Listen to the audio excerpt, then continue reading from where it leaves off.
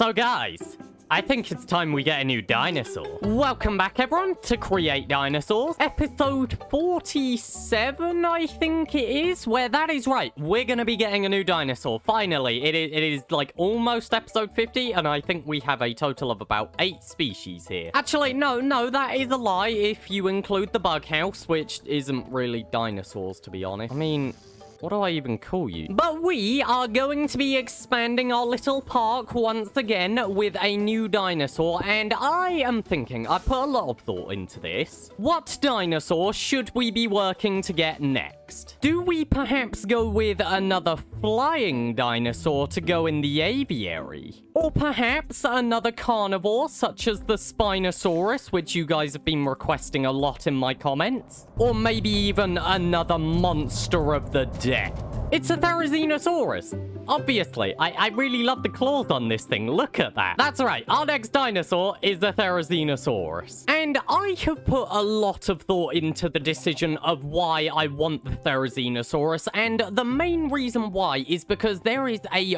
really awesome idea that I've had for the enclosure. And trust me, this is like my favorite idea for an enclosure yet. However, the current issue with an enclosure is, well, I need somewhere to build it. And the best spot I am thinking is literally right here, because we've already got an area marked out with the park, and also this is a fairly sizable area, which I think the Therizinosaurus is going to need. I mean, like, looking at its skeleton over there, it's quite big. And also, just, I would like to get some larger enclosures and stuff, and maybe a bit more detail in this one as well. Because, you know, it hasn't escaped my mind the fact that a lot of our enclosures are kind of just somewhat empty. So yeah, I'm thinking the Therizinosaurus enclosure should go here. There's just one slight issue, which is the fact that, well, there's a massive hill here. So, unfortunately for me, I've got to spend the next couple hours digging this out. Woo! I'll see you at the end of this.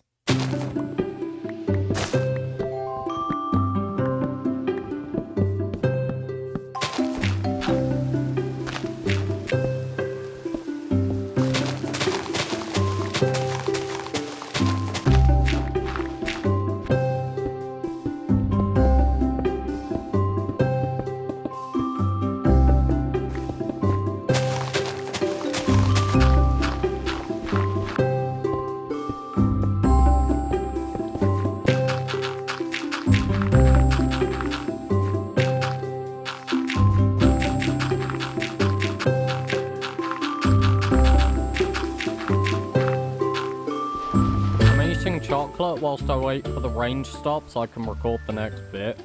Okay, finally, I'm done digging it out. Welcome back, everyone. It feels like it's been several hours. It's actually only been an hour and a half, roughly. But finally, I have done all of the terraforming. Well, actually, I mean, there's probably going to be a bit more, but I've done most of the terraforming, which I'm going to need to do for now. Because, yeah, it turns out just going like, oh, we'll just lower down the sides of the enclosure. It won't be that bad. No, it will be that bad. It will be much worse. Because essentially, if you want to lower the sides of the enclosure here, I mean, it's also got to be lowered all the way down this entire edge, which means the whole hill needs to come down. And digging away an entire hill takes time. And then you've also got to fix parts of the terrain where, like, it looked fine before, but now because you've lowered the whole hill, it looks weird and it's just leading to so many problems. I'm okay. All of that on top of the fact that, before that time lapse, my microphone was actually muted, so I had to re-record a whole section. But anyway, so we can continue with this enclosure now. And what I have to do next is basically all of these walls around the outer edge. And I'm thinking I'm probably still going to keep it similar to this. However, maybe I should go darker, actually. Okay, no, wait, no, that is a bad idea. I do not have enough resources.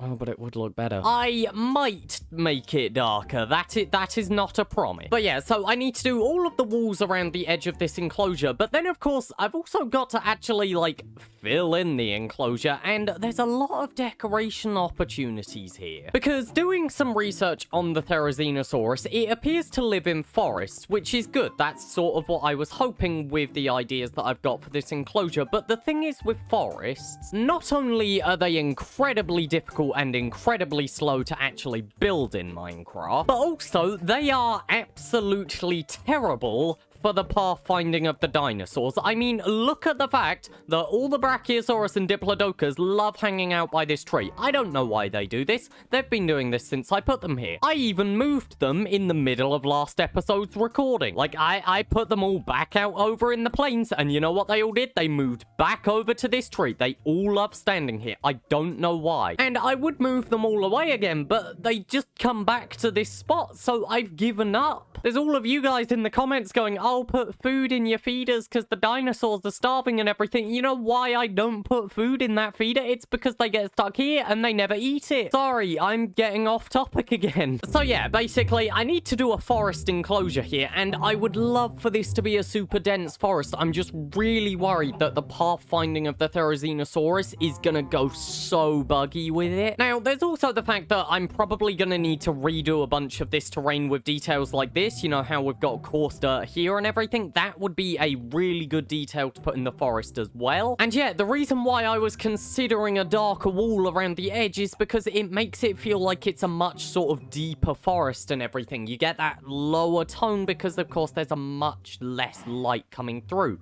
I completely screwed up that sentence. And the final thing which I want to do with this enclosure, which might end up with a whole episode dedicated to it because it's such a cool detail which I want to add, a massive log, like fallen log going horizontal, that the people walk through, and it's got a bunch of glass in it so you can look out the sides, and it drops you just right in the middle of the enclosure. Does that make sense? Probably not. That was a really terrible explanation, but like, hopefully it does make sense. Basically, I want to have a massive log that looks like it's fallen over in the forest here that the guests can go and walk through, and it just gives you a nice viewing point from the middle of the enclosure. You know, a bit similar to how we've got the Brachiosaurus walkway up here, which was going really well until a Brachiosaurus broke through the pathway over there. Thank you guys for giving me a health and safety violation at my park. So yeah, that's a really cool idea that I've had in the back of my head for a while, but like, it might get its own episode because it's gonna be like one of the things that I want to dedicate so much time to get it perfect. And for now, I'm just worried about actually getting a good looking forest. So speaking of getting a good looking forest, what sort of forest does this actually need to be? Well, it's research time. What environment did Therizinosaurus live in? Okay,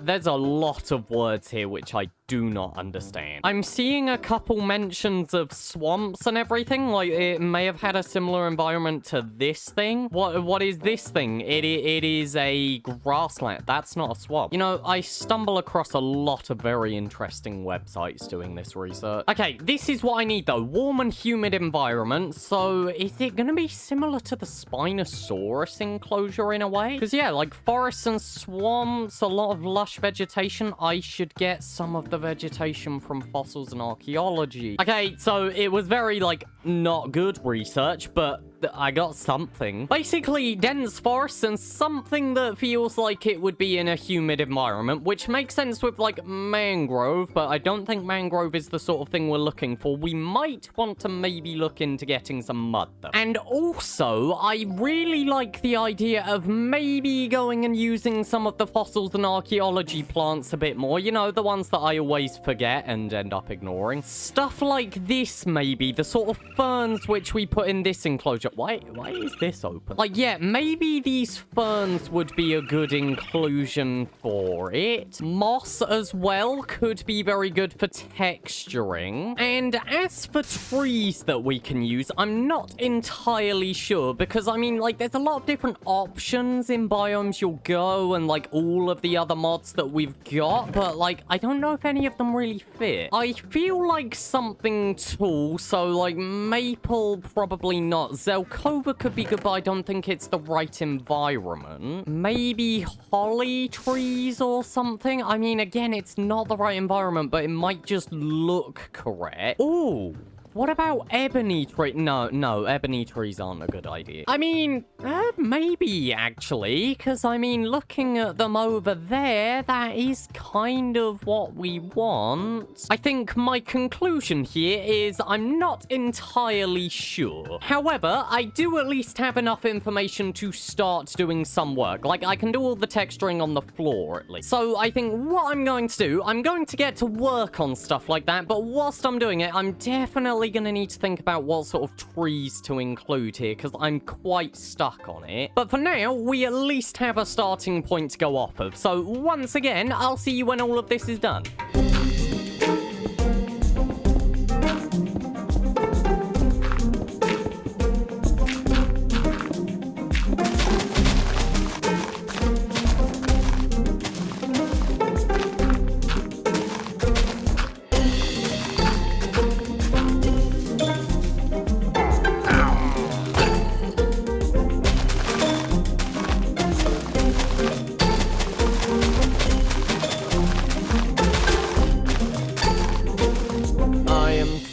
Here waiting for the Therizinosaurus to cultivate. It's been like 10 minutes. There we go. Welcome back, everyone. I've done a lot of work, and I'm gonna warn you now, whilst I'm walking over to the enclosure, I am 90% sure the sort of trees that I've got there either, one, don't work in the same environment, or two, are just not part of the environment a Therizinosaurus would live in. But guys, I'm gonna let you in on a little secret here. This is Minecraft, and they don't care. So we have a mixture of about like 5 different trees, absolutely none of which work together, I'm pretty sure, but like it looks good and I like it. Look at what we have here. This is definitely my favorite forest so far. And look, guys, are you happy? I'm finally using the fossils and archaeology plants again. I've actually got some in here. And I do genuinely like what it's like walking around this enclosure and everything. It does have the exact feeling that I wanted of like a dense overgrown forest. So like, you know, we've got a bunch of texturing on the ground here with the coaster and the paths. I really like that. We have, of course, a massive variety of trees, which I really like, even though they aren't supposed to go with each other, really. Like, I think the combination of leaves and the different colors, it works well. And of course, we've also got this stuff here, which I believe you would have seen right at the end of the montage, but I've actually gone through the effort of putting a few bushes around here. And this is done with a combination of, I think, fir leaves. These are